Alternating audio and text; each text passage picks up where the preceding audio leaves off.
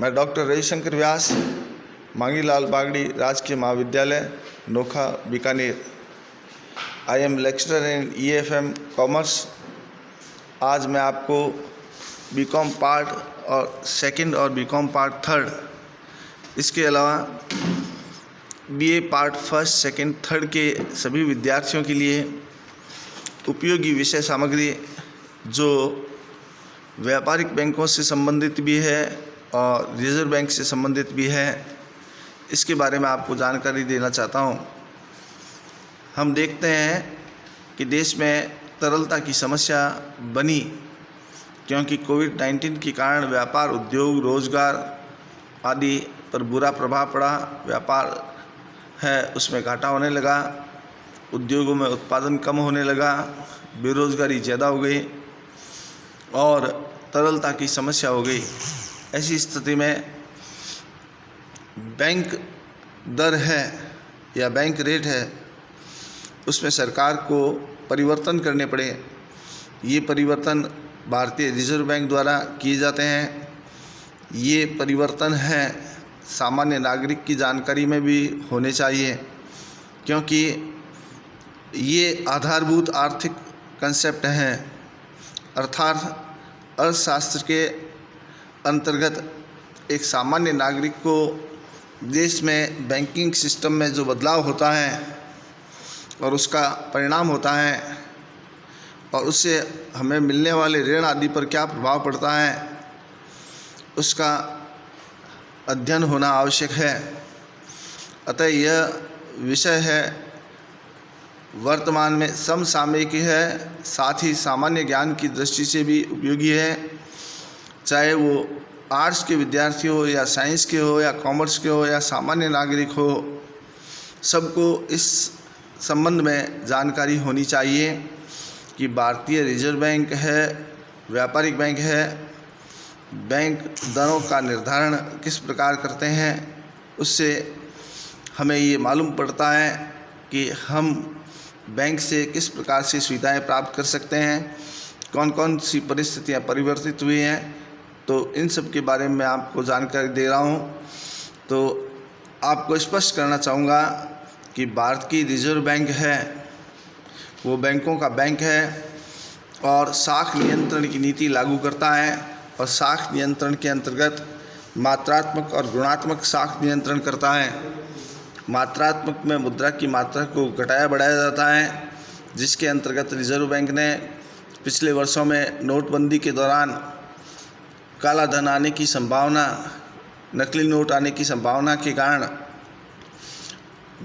वर्तमान करेंसी को चलन से बाहर किया और नए नोटों का निर्गमन किया, जिसमें 2000 का नोट, 500 का नोट, 50 का नोट, 20 का नोट और 10 का नोट आदि में परिवर्तन किए गए, नए नोट जारी किए गए और पता चलाया गया कि देश में अभी साख की स्थिति क्या है।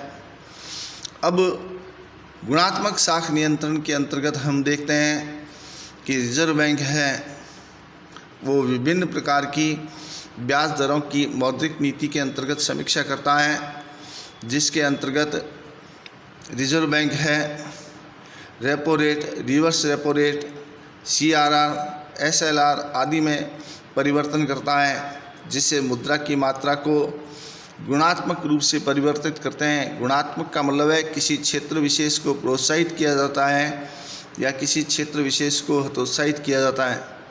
जब क्षेत्र विशेष को हतोत्साहित करते हैं तो उसको महंगी साख नीति कहते हैं और सस्ती साख नीति के अंतर्गत है वो विभिन्न प्रकार की ब्याज दरों में कमी की जाती है।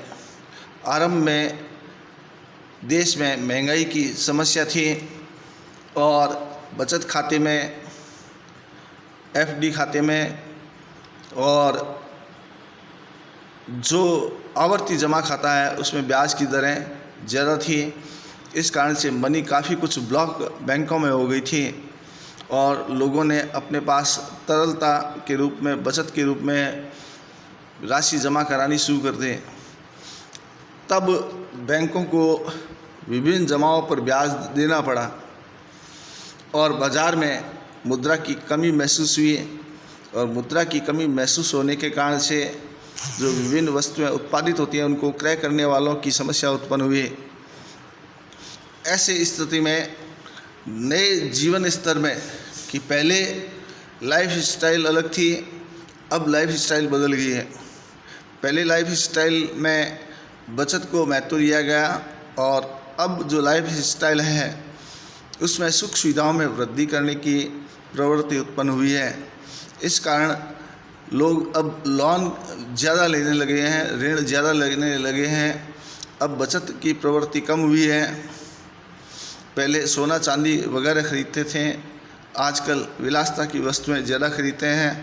तो पहले जमाएं होती थी और बैंक को ब्याज ऊंचा देना पड़ रहा था। अब जो मौद्रिक नीति है वो उदार मौद्रिक नीति भी है, जिसमें विभिन्न प्रकार की दरों में कमी की गई है। सबसे पहले मैं उल्लेख करता हूँ रेपो रेट। रेपो रेट वह दर होती है जिस पर बैंक को आरबीआई कर्ज देता है। बैंक इस कर्ज से ग्राहकों को ऋण देता है। दोबारा सुन लीजिए कि आरबीआई उधार देता है बैंक को और बैंक उधार देता है ग्राहक को। रेपो रेट कम होने से व्यापारिक बैंक को पैसे ज़्यादा मिलेंगे और ब्याज की दर नीची करेगा, जिससे लोगों को लोन सस्ता मिलेगा, चाहे वो मकान निर्माण संबंधी ऋण हो, चाहे वाहन संबंधी ऋण हो या अन्य प्रकार के ऋण हो। अब दूसरा पॉइंट है रिवर्स रेपो रेट। जैसा कि इसके नाम से स्पष्ट है कि ये रेपो रेट से बिल्कुल उल्टी है। रेपो रेट में तो बैंक है वो व्यापारिक बैंक से उधार लेता है, जबकि रिवर्स रेपो रेट में कोई भी बैंक अपनी जमाएं रिजर्व बैंक में जमा करता है तो उसको ब्याज मिलता है, उसको हम रिवर्स रेपो रेट कहते हैं। रिवर्स रेपो रेट में बाज़ारों में नकदी की तरलता को नियंत्रित करने का काम किया जाता है। अतः बाज़ार में जब भी बहुत ज़्यादा नकदी दिखाई देती है और बैंकों के पास फालतू गोश्त पड़े होते हैं तो वो आरबीआई में जमा करा देते हैं ताकि उनको आरबीआई से राशि प्राप्त हो सके। प्रिय विद्यार्थियों, अब आपको बताता हूँ मैं CRR कैश रिजर्व रेशो देश में लागू बैंकिंग नियमों के तहत, यानी कि बैंकिंग नियम के अंतर्गत प्रत्येक बैंक को अपनी जमाओं का एक निश्चित प्रतिशत रिजर्व बैंक के पास जमा कराना पड़ता है। इसे कैश रिजर्व रेशो कहते हैं या नगद आरक्षित अनुपात कहते हैं। भारत में CRR पहले बहुत ज़्यादा था, अब लगातार CRR में कमी की गई और CRR आज घटकर बहुत कम हो गया है, 3% हो गया है। तो जो हम पैसे जमा कराते हैं, मान लीजिए 100 रुपये, तो उस 100 रुपये में से 3 रुपये रिजर्व बैंक के पास जमा हो जाते हैं, जबकि पहले ये 9, 10, 12% तक रहा हुआ है। अब अपने बात करते हैं SLR। SLR है, उसका स्पष्टीकरण करने के लिए मैं आपको बताता हूँ कि हम जो पैसे बैंक में जमा कराते हैं वो 100% उधार नहीं देता है, बल्कि व्यापारिक बैंक को अपनी नकदी को बनाए रखने के लिए अपने पास जो जमाएं आती है उसका एक निश्चित प्रतिशत अपने पास रखना पड़ता है। इसका उपयोग किसी इमरजेंसी लेन देन को पूरा करने के लिए किया जाता है। आरबीआई जब ब्याज दरों में बदलाव किए बगैर नकदी तरलता कम करना चाहता है तो वह SLR बढ़ा देता है। इससे बैंकों के पास लोन देने के लिए रकम कम बचती है, यानी कि SLR बैंक जो अपने पास नगद में रखते हैं इसका प्रतिशत बढ़ेगा तो बैंक उधार कम देगी और इसका प्रतिशत घटेगा तो व्यापारिक बैंक के पास उधार देने के लिए पैसे ज़्यादा हो जाएंगे। इस तरह SLR में भी हम देखते हैं कि पिछले काफ़ी वर्षों से कमी की गई है और SLR को घटाकर 18% कर दिया गया है। अब हम इस बात से अवगत होना चाहेंगे कि SLR कम किया गया तो अब व्यापारिक बैंकों को CRR में 3% और SRR में 18%, कुल कितने हो गए 21%। 21% 100 रुपये में से बैंक 100 रुपये में से 21 रुपये बैंक है उसके पास आरक्षित रहते हैं, बाकी 79 रुपीज़ है 100 रुपये में से वो बैंक उधार देने के लिए काम में ले सकता है। और इनकी कमी होने के कारण से बैंकों की तरलता बढ़ गई। रिजर्व बैंक ने अपनी मौद्रिक नीति में यह उल्लेख किया है कि अब जो वैश्वीकरण की स्थिति आई है, उदारीकरण की स्थिति आई है और निजीकरण की स्थिति आई है, इसलिए रिजर्व बैंक ने व्यापारिक बैंकों पर अपना प्रभाव तो रखा है, लेकिन व्यापारिक बैंकों को स्वतंत्रताएं भी प्रदान की हैं। स्वतंत्रताएं प्रदान करने का मतलब ये नहीं है कि वो मर्जियाँ जैसे करें, बल्कि वो अपनी शाखाएं हैं खोल सकते हैं, शाखाओं का विस्तार कर सकते हैं और ब्याज लिया जाता है, उसकी दर में ग्राहक की जो क्रेडिट होती है, क्रेडिट स्कोर, उसको ध्यान में रखकर क्या कर सकती हैं, ब्याज दरों में आवश्यक परिस्थितिजन्य परिवर्तन कर सकती है। इस तरह व्यापारिक बैंकों की खुद की स्थिति है, वो उसके मुख्य शाखा प्रबंधक है, उसको भी नीति निर्धारण में भूमिका दी गई है, क्योंकि यह उदारीकरण है और वैश्वीकरण है। तो बैंक है वैश्विक अर्थव्यवस्था से जुड़ने के लिए धीरे धीरे बैंकों का विलय किया जा रहा है। बैंकों की संख्याएं हैं, राष्ट्रीयकृत बैंकों की संख्याएं हैं, वो कम करने के प्रयास किए गए हैं। तो इसलिए SLR, CRR और MFC इनकी रेट है वो लगातार कम की गई है। Repo rate, reverse repo rate, bank base rate, इन सब में कमी की गई है। तो कुल मिलाकर प्रिय विद्यार्थियों, मेरे कहने का मतलब है कि भारत की मौद्रिक नीति, व्यापारिक बैंकों की उधार देने की नीति आदि में तरलता बढ़ाने के प्रयास किए गए हैं। तरलता बढ़ाने का मतलब यह है कि बैंकों के पास जब पैसे होंगे तो सही ग्राहक है जिसकी ऋण अदायगी की क्षमता है, उन ग्राहकों को ऋण देने में बैंक को दिक्कत नहीं आएगी। पहले अच्छे ग्राहक ऋण लेने के लिए आते थे तो भी बैंक के पास फंड नहीं होते थे, क्योंकि ये सब रेट ऊपर होने के कारण से बैंकों के पास पैसे क्या पड़ते थे, कम पड़ते थे। इसलिए बैंकों को काफ़ी कुछ समस्याएं आती थी। अब मैं आपको स्पष्ट करता हूँ, MSF रिजर्व बैंक ने पहली बार वित्त वर्ष 2011-12 में सालाना मॉनेटरी पॉलिसी रिव्यू में MSF का जिक्र किया और यह कंसेप्ट 9 मई 2011 को लागू हुआ। इसमें शेड्यूल कॉमर्शियल बैंक एक रात के लिए अपने कुल जमा का 1% तक लोन ले सकते हैं। बैंक को यह सुविधा शनिवार को अलावा हर एक वर्किंग डे में मिलती है। तो प्रिय विद्यार्थियों, अब मैं आपको एक बार दोबारा याद करा देता हूँ, पक्का याद करो। ये बात है ना, ऐसी है कि कुछ चीज़ें कंठस्थ याद होनी चाहिए। तो वर्तमान में SLR की रेट 18% है, यानी कि व्यापारिक बैंक को अपनी जमाओं का 18% अपने पास रखना पड़ेगा। CRR 3% है, यानी 3% राशि जमाओं की रिजर्व बैंक में जमा करानी पड़ेगी। फिर MFC 4.25% है। यह कंसेप्ट 9 मई 2011 को लागू हुआ, जिसके अंतर्गत कॉमर्शियल बैंक एक रात के लिए अपने जमा का 1% तक लोन ले सकते हैं, तो इसकी परसेंटेज कमी की गई है।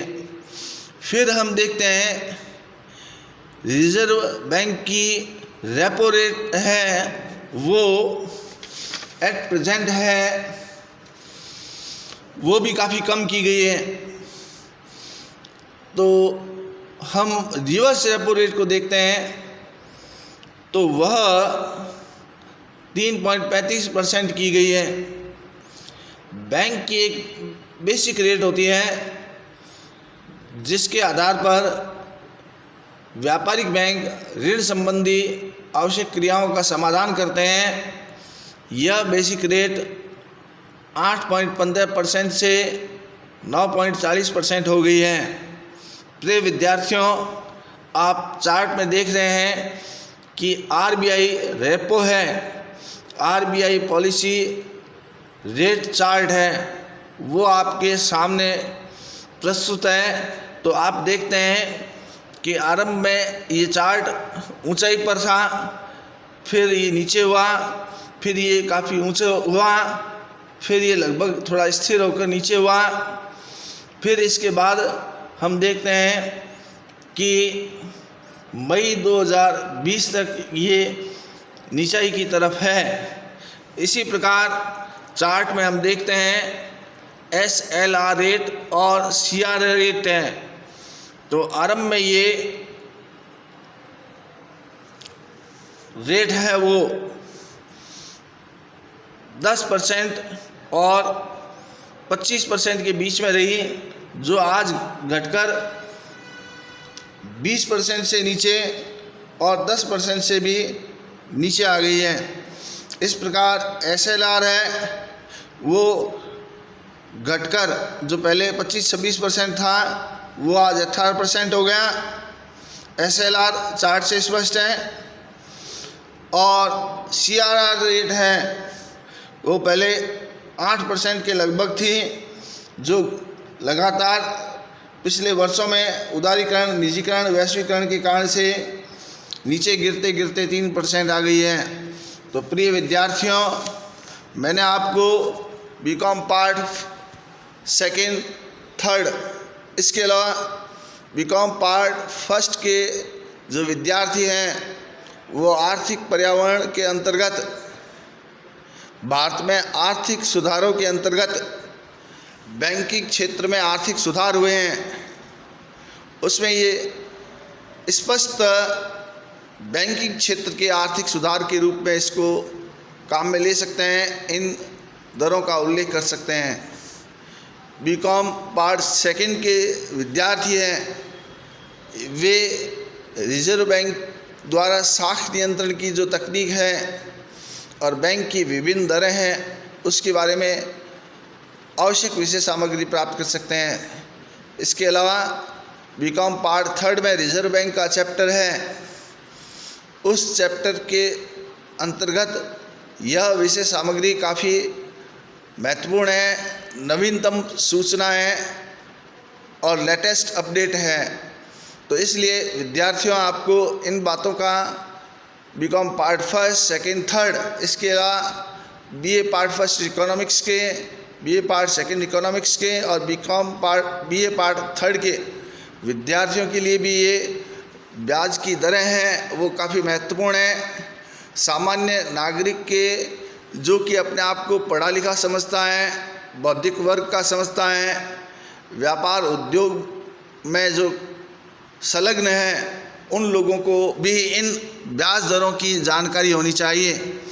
तो अंत में मैं ये कहना चाहता हूँ कि बैंक की दरों में लगातार गिरावट है। SLR, CRR, MFC, repo rate, reverse repo rate, base rate, इनमें कमी की गई है। इनमें कमी करने से बैंकों में तरलता बढ़ी है, उदारीकरण की प्रवृत्ति दिखाई देती है, बैंकों में निजी स्वायत्तता की प्रवृत्ति दिखाई देती है और ये ब्याज की दरें कम होने के कारण अंतर्राष्ट्रीय प्रतिस्पर्धा में, वैश्वीकरण में हम विश्व की बैंकों की तरह अपना भी जो बैंकिंग स्ट्रक्चर है उसमें सुधार किया है। और इससे आज हम देखते हैं कि सामान्य व्यक्ति है, उसको बैंक ऋण देने के लिए आसानी से तैयार रहता है और आवश्यक खानापूर्ति उसको ज़रूर करनी पड़ती है। उसके अलावा उसका क्रेडिट स्कोर अच्छा है तो उसको ऋण लेने में कोई दिक्कत नहीं आती है।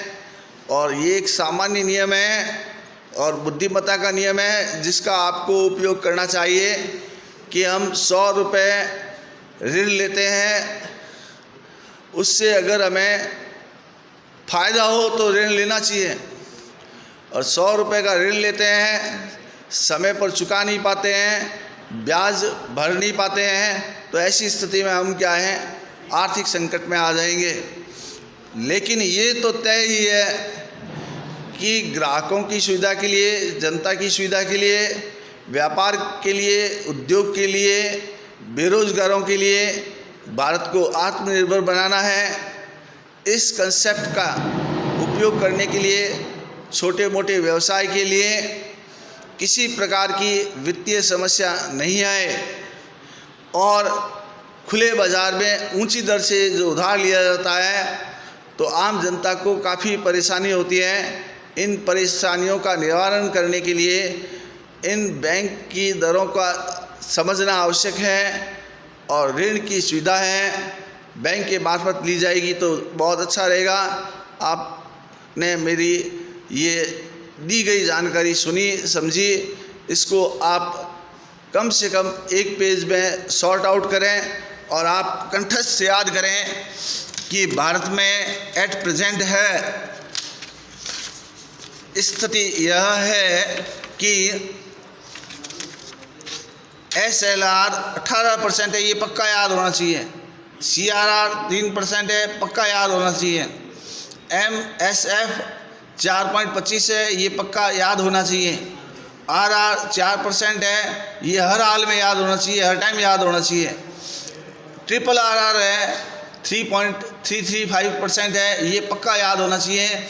इसी तरह बेस रेट है 8.15 से लेकर 9.40% है, ये भी हमें कंठस्थ याद होनी चाहिए। अगर पक्का याद नहीं होता है तो काफ़ी दिक्कत आती है, इसलिए आप इसको अच्छी तरह से याद करें और इसको एक पेज में समराइज़ करें। फिर आपसे बात करेंगे। धन्यवाद।